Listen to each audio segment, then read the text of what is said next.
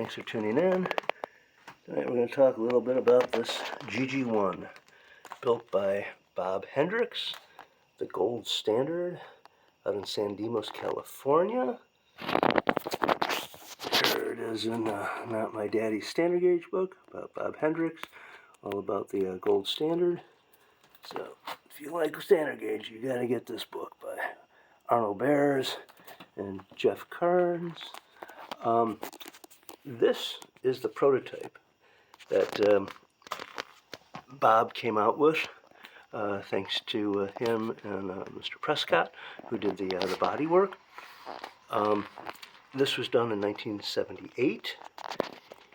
He wanted to make it applicable to be able to run on 42-inch track, which is pretty unheard of, but it does negotiate that. You're running here tonight on 8-foot circles, which is 96, so it'll do less than half that, which is pretty incredible. Looks kind of ridiculous. And we're pulling the Randall cars. Now this set was Bob Hendricks' personal set, which he ran around in his layout in his garage, machine shop, for close to 40 years. We're pulling 7 Randall cars, which is pretty impressive, to say the least. These all have roller bearings in them, which allow them to roll nicely. You have 2 motors in here, very large motors.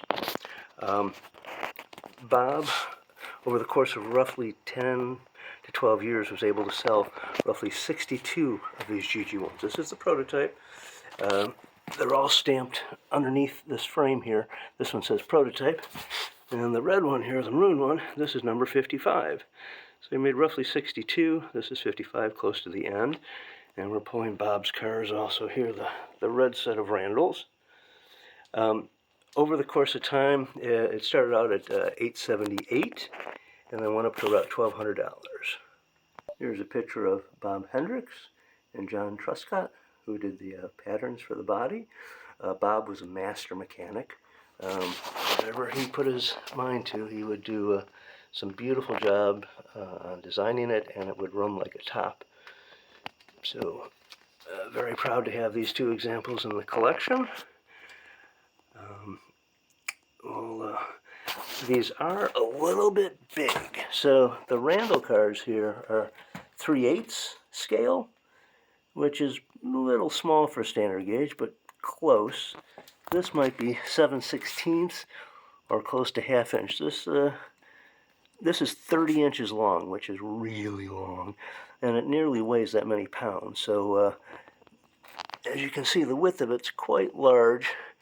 This will test all of your clearance standards, and that's why we're not going to run these 2 together right there, because they would meet. So we'll fire them up one more time. If you like old trains, please subscribe. Thank you very much.